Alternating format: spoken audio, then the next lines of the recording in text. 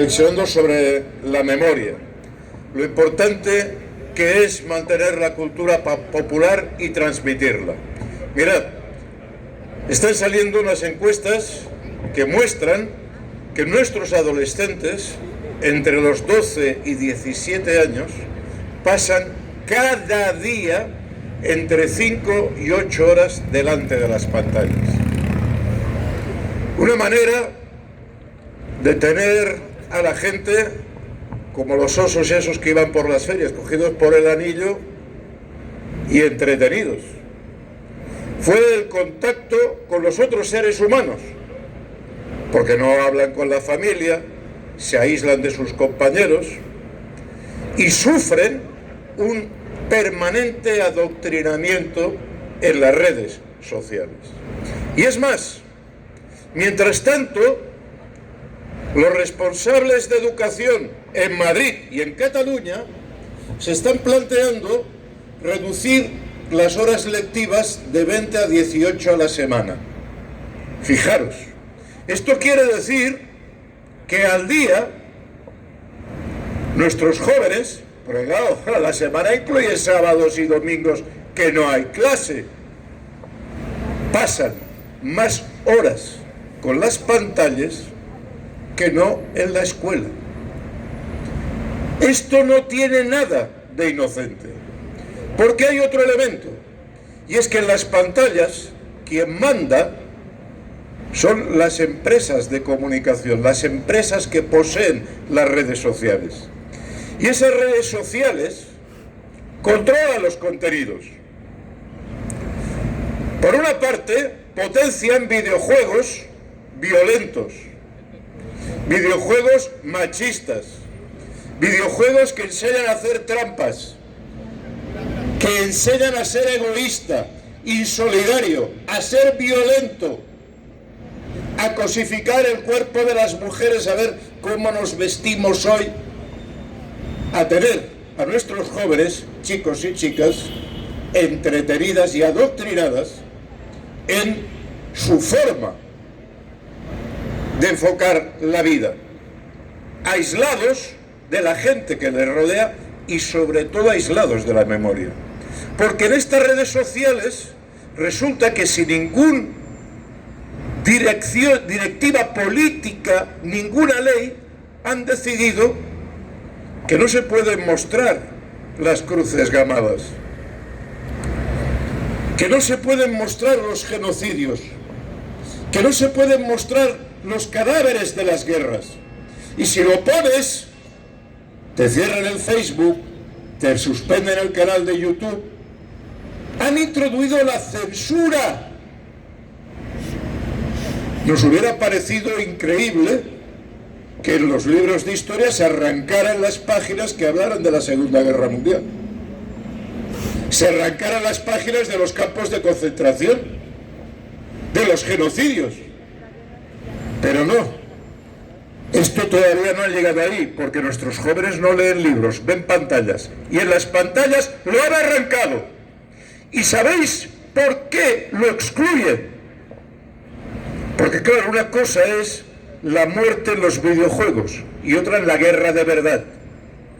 No interesa que nuestros jóvenes sepan lo que les espera en la guerra, que es muerte y asesinatos. Pero mirad, vamos a hacer un ejercicio.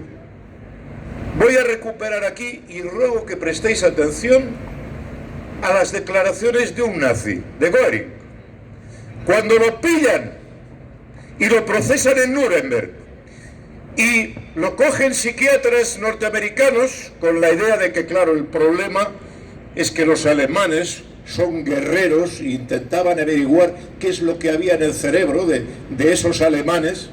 Göring, que a diferencia de otros gerifaltes nazis pertenecía a la pequeña nobleza y tenía cierta cultura, cuando le preguntan de cómo han convencido a la gente para ir a la guerra, dice, no, textual, pero claro, la gente no quiere la guerra. ¿Por qué un pobre campesino se va a arriesgar a la vida en una guerra cuando lo mejor que puede sacar de ella es volver a su granja sano y salvo? Y lo más normal que le falte un brazo, una pierna o que no vuelva. Naturalmente la gente común no quiere la guerra, ni en Rusia, ni en Inglaterra, ni en Estados Unidos, ni tampoco en Alemania. Eso se entiende. Pero después de todo, son los líderes del país quienes determinan la política, y siempre es pan comido arrastrar a la gente, ya sea en una democracia o en una dictadura. A la gente se la puede llevar siempre al baile de los líderes. Eso es fácil. Lo único que hay que hacer es decirles que están siendo atacados. Es decirles que hay que denunciar a los pacifistas por falta de patriotismo. Es decirles que el país está expuesto a un peligro y que hay que emprender la ruta de la guerra y del gasto militar. Esto no es una cosa de los alemanes, funciona en cualquier país. Esto es lo que decía Goering hace 80 años. Y esto es lo que tratan de borrar. Porque es cierto que hoy no es exactamente la misma fotocopia, pero hay muchos parecidos.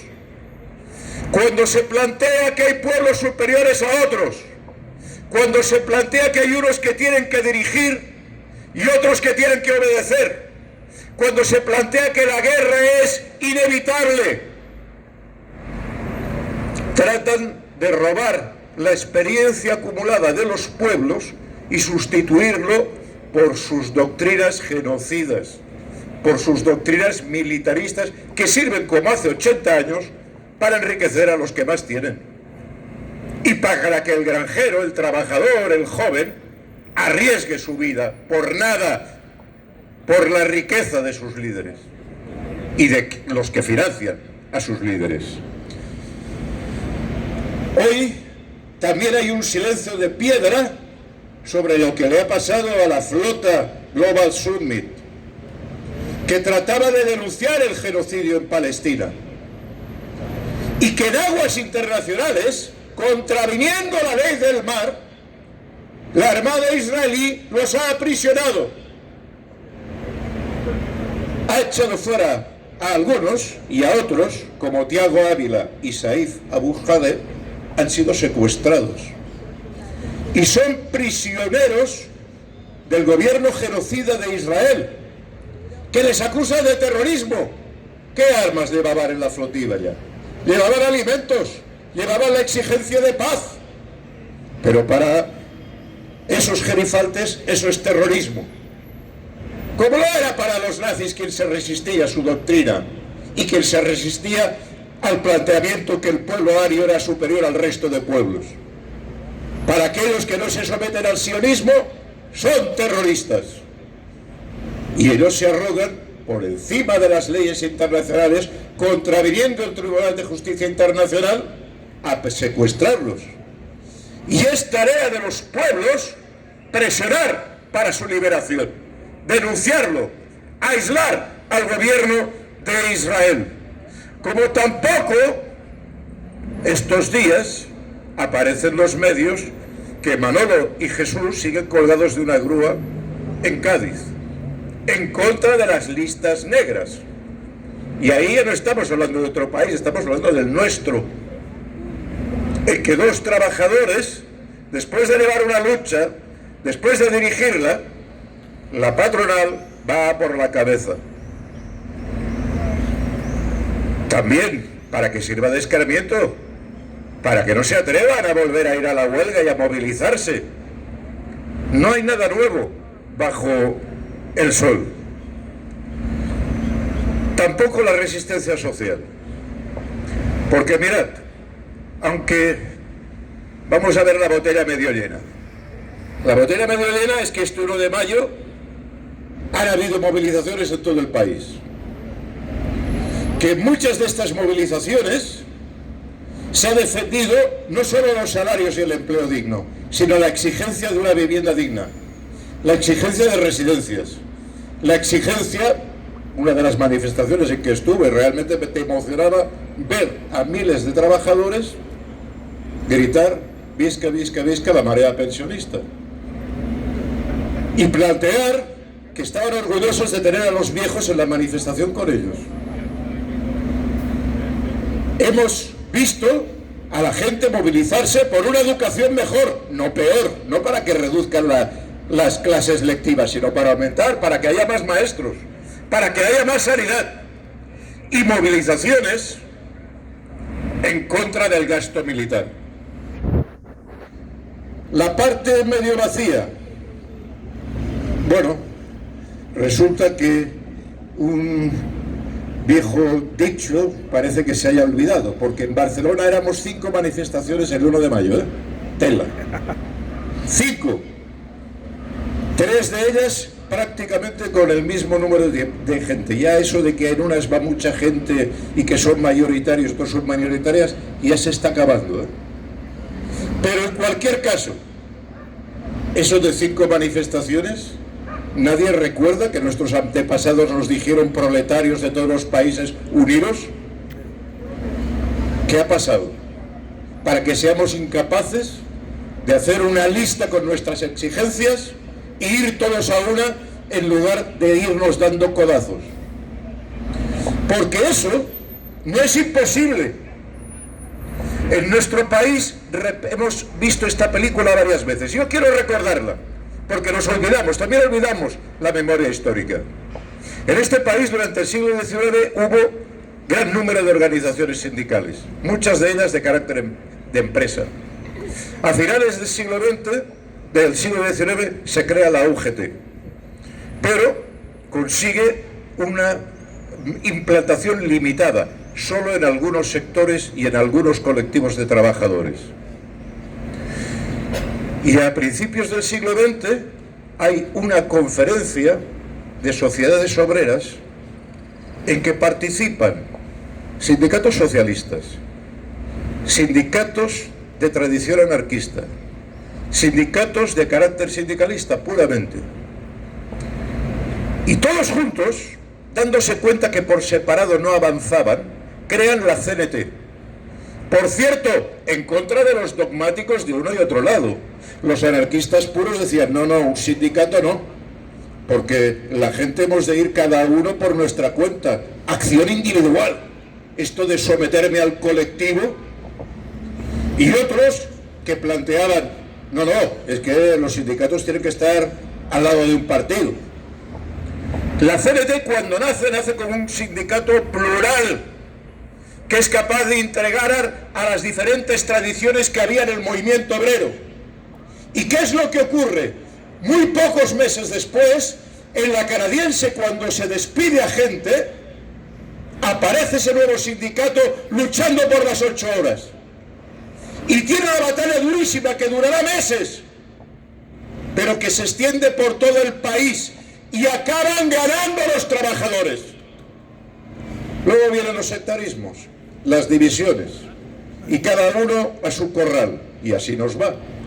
Más tarde, en la transición, aquí, en la lucha de los años 70, hubo un sindicato único, que era Comisiones Obreras. Y ahí estaba toda la pluralidad.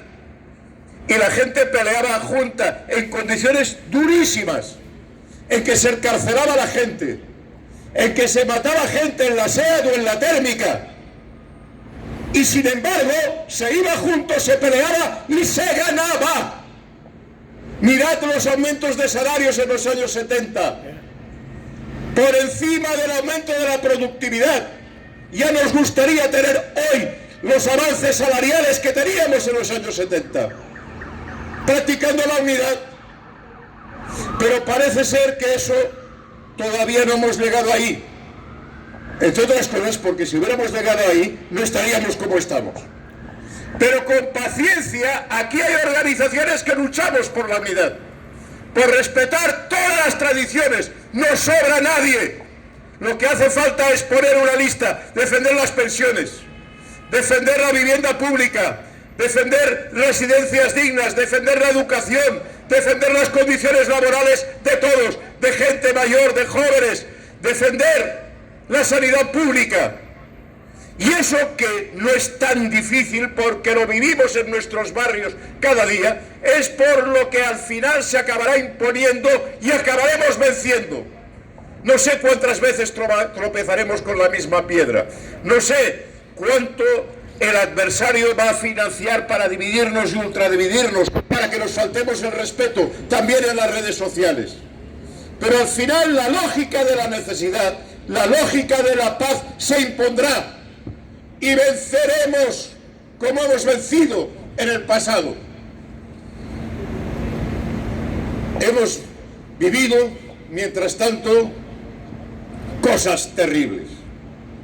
La guerra sigue su curso. Y ahora vemos que la Unión Europea plantea una cláusula europea de excepción. ¿Sabéis lo que hay detrás de esta palabra? Que ahora a medio partido cambian las reglas. Mirad, en el 2008 nos dijeron que no se podía proteger a los parados, a la gente que perdía empleo, porque había un techo de déficit. Es decir, el Estado no podía gastar más, no se podía atender a los parados o a los pensionistas en Grecia. Se recortaron pensiones, se recortaron salarios. Decían, no, es que los estados no tienen recursos porque hemos llegado al techo de déficit. Y de un día para otro, ahora dicen, no, para el gasto militar el techo de déficit no cuenta. ¡Anda narices!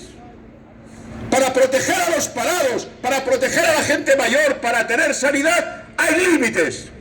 Pero para gastar en armas, en empresas de estas multinacionales, no hay límites, y al contrario. Incluso en nuestro país, que ciertamente se ha resistido, pero incluso en nuestro país, vemos como la Generalitat la semana pasada convoca desde la plataforma Acció a 400 empresas catalanas para explicarles cómo pueden obtener ayudas si se dedican al tema militar. Para reconvertir nuestro tejido productivo, no para producir más comida, no para producir más bienes, no para mejorar, no, para derivar al gasto militar, que es lo último que necesitamos. Necesitamos mejores infraestructuras, mejor educación, no más armas. Pero desde arriba, las corporaciones que controlan a los gobiernos cambian las reglas. Ahora resulta que la pasta ya se les ha caído, lo de la Next Generation, lo del cambio climático, todos estos pretextos que han utilizado para financiarse. No, ahora ya a cara descubierta. No, aquí hay pasta para armarse, para que nuestros jóvenes se acaben matando, porque esa es la consecuencia. Si se fabrican armas, se acaban utilizando, porque esa es la lógica que ha habido en Europa desde hace 200 años. Y aquí la única lógica que se impone es parar el gasto militar, es ponernos en pie, como hemos hecho por separado, pero hemos hecho este 1 de mayo. Por cierto, no solo en este país, también en la India, también en cientos y cientos de países. Por cierto, también en Cuba, donde cientos de miles de personas salieron a reivindicar que Cuba no se doblega a pesar del cerco. Parece ser que a Trump le va muy mal eso de intentar crear un golpe de Estado en Cuba, que resiste frente al imperialismo, defendiendo los derechos, aunque sea con una mano detrás y otra delante, porque los han cercado, los han intentado que murieran de hambre, en Cuba, en Mali, en Sudán, porque donde van siembran tempestades, porque no creen en el progreso humano, solo creen en aumentar sus beneficios. Pero hay otra lógica, la lógica de los movimientos sociales, la lógica de los que sí seguimos peleando y que no hemos perdido la memoria histórica, que la clase trabajadora en su diversidad, en su pluralidad, somos la inmensa mayoría de este país y de todos los países, y que tenemos derecho a un mundo mejor, en paz, un mundo donde la gente tenga empleo, tenga educación, tenga sanidad y tenga futuro. Y por ese mundo vamos a seguir peleando. Ahora, en la próxima asamblea de COESPE, en las luchas que nos quedan por delante, solidarizándonos con el movimiento de la vivienda, con los trabajadores de Nissan, con los trabajadores de Navantia, con los maestros, ahí vamos a seguir intentando unir, intentando transmitir que unidos somos invencibles. Gobierne quien gobierne, las pensiones se defienden. ¡Bravo!